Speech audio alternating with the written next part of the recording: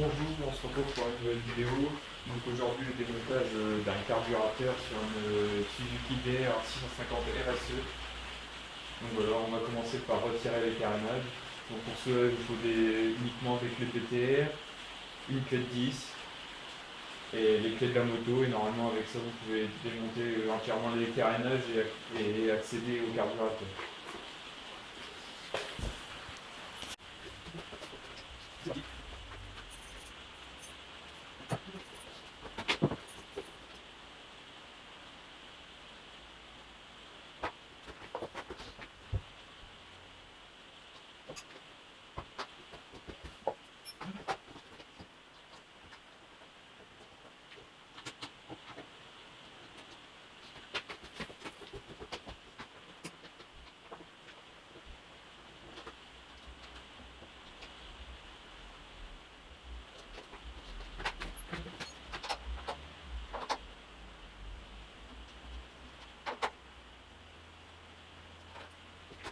Donc sur ce modèle il n'y a pas de système de dépression.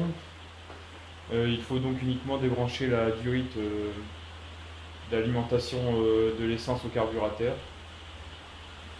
Ensuite, après avoir retiré le réservoir, il suffira de débrancher tous les câbles, comme le câble de starter, le câble des gaz. Et après,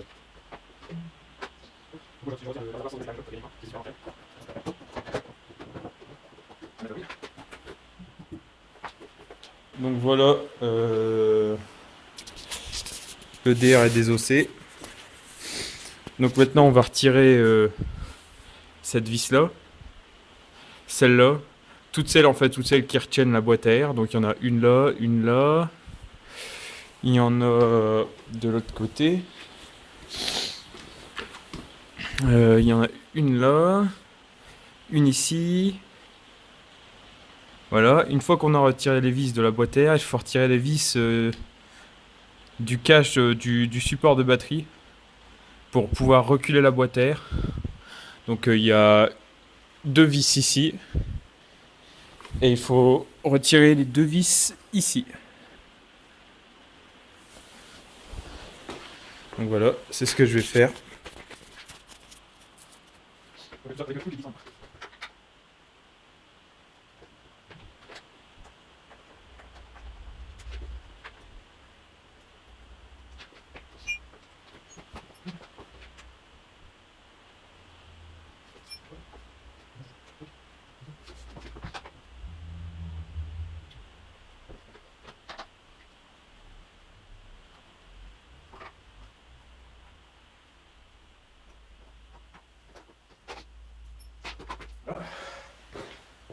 Donc le tout va pouvoir reculer.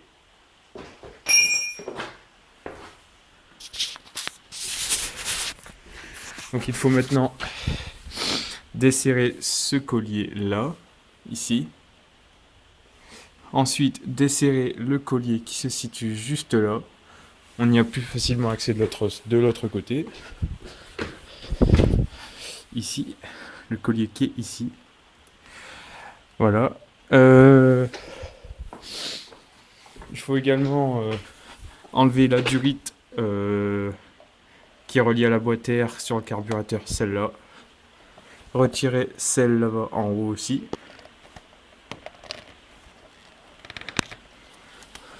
Voilà. Les deux sont retirés. Donc moi je dévisse uniquement le décompresseur et le solénoïde du décompresseur, et je le pose sur la moto pour pouvoir faire pivoter le carburateur plus facilement. Il faut également retirer le câble des gaz. Donc bah ça c'est assez simple. Il faut, avec une clé de 10, il faut dévisser ce boulon. Bah, je vais le faire avec vous.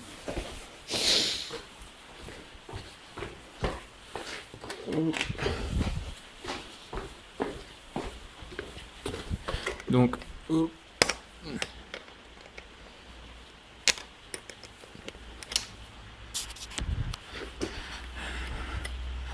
Donc voilà, il est dévissé, vous le retirez, après le câble il vient tout seul.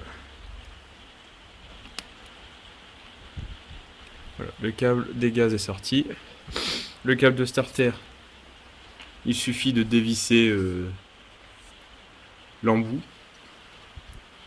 en faisant attention de ne pas perdre ce qui sert d'aiguille. Hop, il est resté dedans. Attention de ne pas perdre cette pièce là. Donc moi je la pose là. Hop. Voilà, donc maintenant il suffit de dévisser les deux colliers.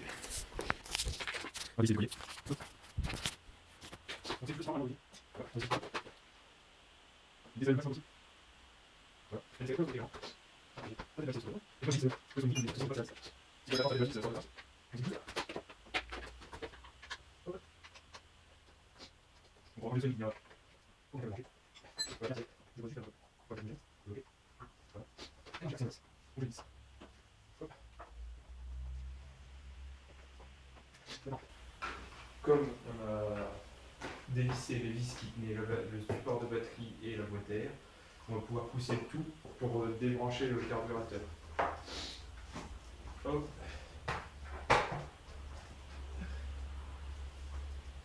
Voilà, le carburateur est débranché. On débranche du cylindre. On le fait pivoter.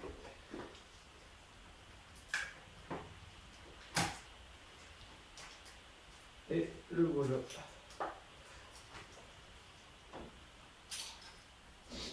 Le voilà. Le carburateur est sorti sans trop de difficultés. On va maintenant le double ouvrir en deux pour changer tous les joints. Donc on va pouvoir maintenant remplacer les joints du carburateur. Donc j'ai acheté cette pochette, c'est un kit de réparation pour carburateur que j'ai acheté sur eBay et il y a normalement tous les joints pour refaire le carbu entièrement. Donc on va commencer par changer le joint de cuve. Donc il faut retirer la cuve. Donc pour cela, moi à la base c'est deux vis BTR. C'est deux vis cruciformes, mais une fois serrées et après pour les enlever ça devient difficile. Donc moi j'ai préféré mettre deux BTR. Donc voilà, on retire les deux BTR. Elles n'étaient pas fort vissées. Donc moi je change mes joints parce que la cuve fuit. Donc c'est principalement le joint de cuve qui m'intéresse. Et il faut que je refasse mon niveau de cuve parce qu'il y a de l'essence qui sort par la durite de trop plein.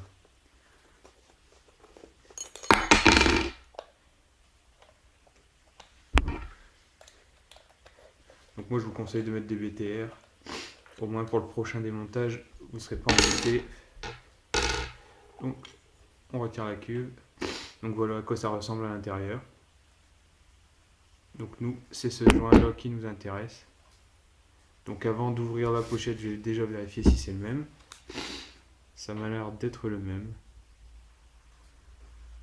Voilà, donc je changerai tout à l'heure. On va retirer le flotteur, donc il suffit de tirer dessus. Sans le casser bien sûr. Voilà. Donc ces deux petits joints là, on va les changer aussi.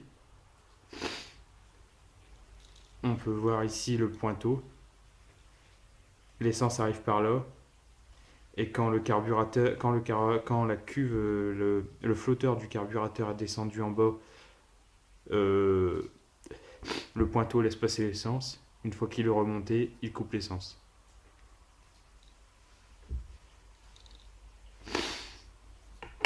Voilà.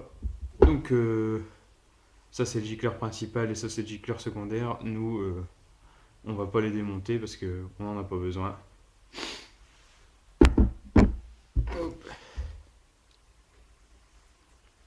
Donc il m'a l'air d'avoir les deux joints qui m'intéressent.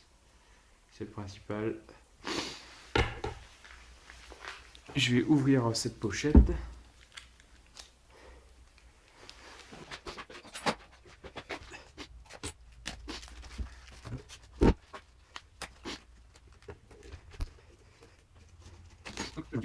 On s'est posé, c'est le même, c'est parfait. C'est le même, c'est le même. Ouais, j'ai les autres. On va pas retourner. Beaucoup de solutions pour enlever, bien sûr. Mais on va. c'est le même. Et je pense que c'est le même. Bon, c'est pas si étanche, il redonne tout à fait le même.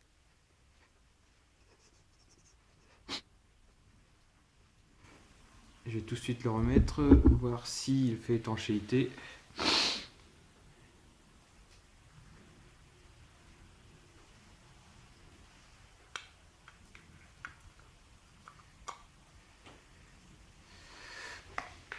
Déjà, c'est qu'il y a un petit jour, donc ça veut dire que le joint peut s'écraser.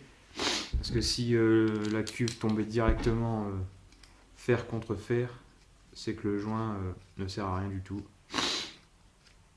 On va l'écraser un coup pour voir sa réaction. Donc normalement aujourd'hui je devais tourner cette vidéo avec la caméra que j'ai commandée sur eBay, mais le vendeur m'a envoyé le mauvais article, donc je n'ai pas reçu ma caméra. Et je fais donc cette vidéo avec mon portable, parce que je devais la faire et la réparation sur la moto était plutôt importante. Elle était à faire absolument. Parce que perdre de l'essence, c'est chiant, mais ça coûte de l'argent.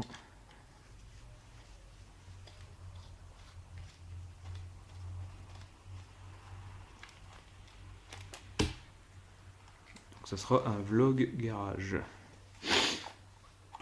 Mais je compte faire des vidéos sur la route.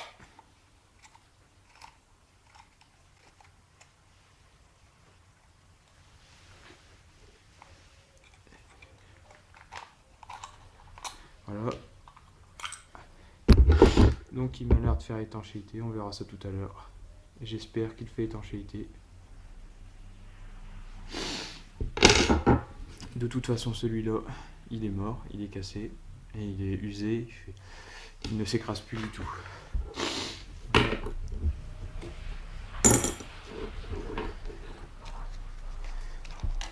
Donc le petit pointeau, on le met de côté.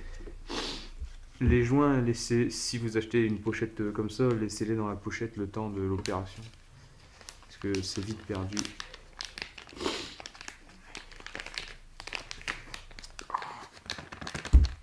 Voilà. Donc on va remplacer le petit ici. Donc bah là il n'y a pas beaucoup de solutions. Hein. C'est pareil que pour la cuve, hein, il faut tirer dessus. En plus ils sont pas faciles à retirer. Donc voilà, les deux joints ont été changés. Je vais maintenant retirer le pointeau. Donc pour retirer le pointeau, il n'y a pas d'autre moyen. Il faut écarter légèrement.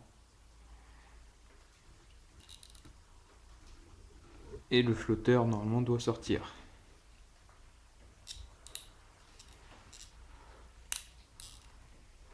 Il faut faire attention de ne pas le casser parce que c'est assez fragile quand même.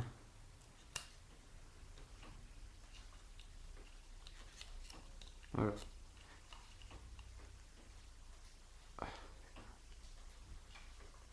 Voilà, donc il est sorti, deux parties. Donc ça c'est la languette qui permet de régler le niveau de cuve. Donc le niveau de cuve on va le faire tout à l'heure. Voilà, donc ça c'est l'ancien pointeau. Donc on peut voir, enfin je sais pas si vous voyez à la caméra, mais le joint du pointeau il est un tout petit peu abîmé.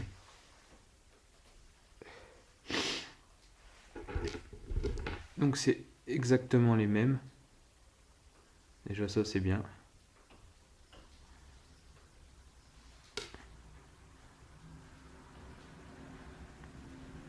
Voilà. Donc je le remets à son emplacement. Je suppose qu'il y a un sens, oui. Donc regardez bien le sens quand vous démontez le vôtre. Il faut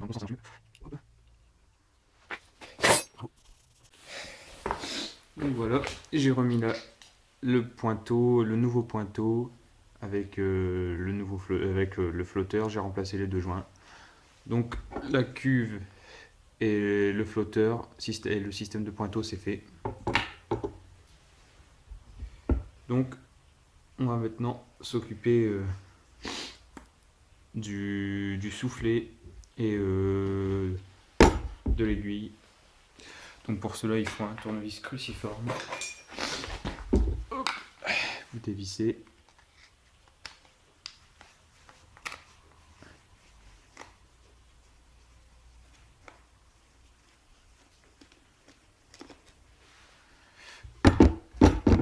Hop. J'ai deux autres petits joints.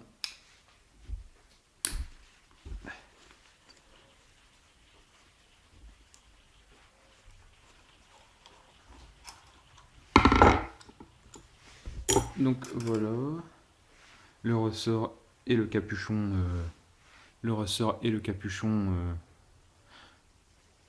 du carburateur. Donc ça, la membrane, je la sors.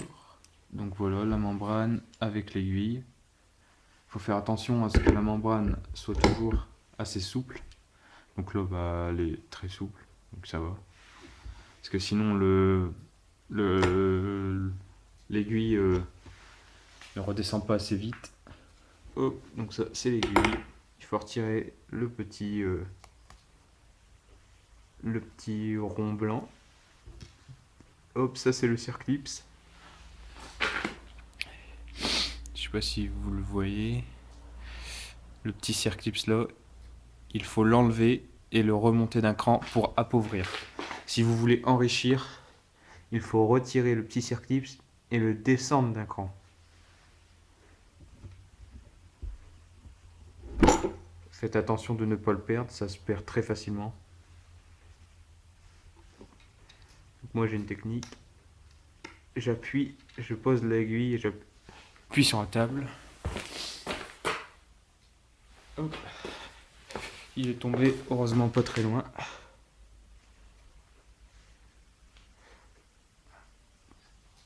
Donc le réglage d'origine, normalement c'est toujours toujours en général le cran du milieu.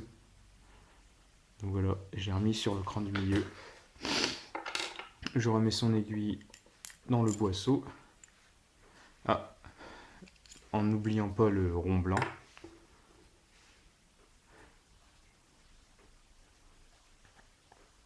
Voilà.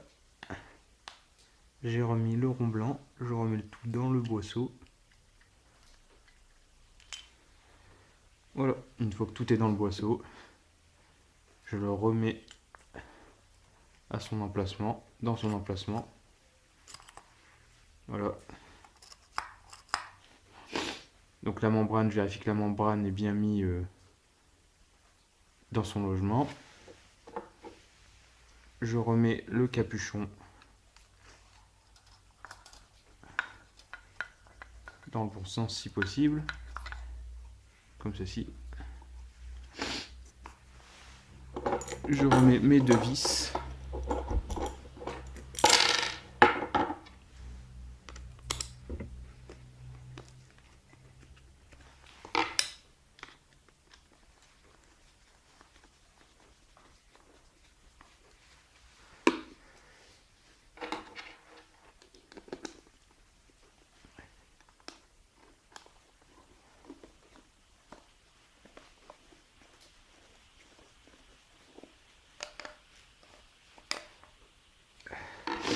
Il me reste encore deux petits joints dans ma pochette, mais honnêtement, je ne sais pas où ils vont. Moi, j'ai changé les pièces qui posaient problème. Je les garde en stock et si jamais un jour je suis amené à les changer, je les changerai. Voilà. Donc maintenant, on va faire le niveau de cuve.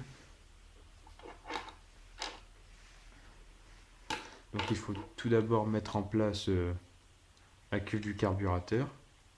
Enfin la remettre en place, parce que normalement... Voilà. Ce qui me gêne, c'est que...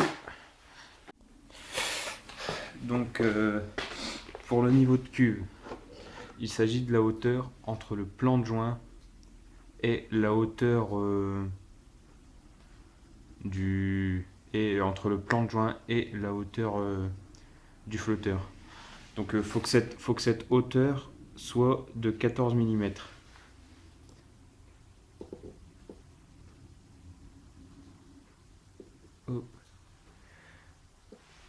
Donc moi elle est à peu près de 14 mm, voire un peu plus, elle est peut-être à 15 la moto. Donc pour remettre le carburateur dans la moto, vous faites l'opération inverse de ce que je vous ai montré tout à l'heure. Et normalement si tout se passe bien, ça devrait fonctionner. Donc pour remettre le carburateur, il suffit de faire en sens inverse ce qu'on a fait dans la première partie de la vidéo.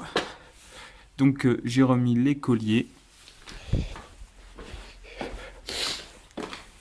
J'ai remis les colliers, le cap de gaz, le cap de starter. Donc là pour l'instant je l'ai mis, j'ai remis le carburateur. J'ai rebranché la durite, l'essence arrive. Pour l'instant il n'y a pas de fuite. Ça ne fuit pas par la durite de trop plein non plus. Donc on va mettre en route la machine pour voir. Hop. Donc sur Suzuki il faut envoyer.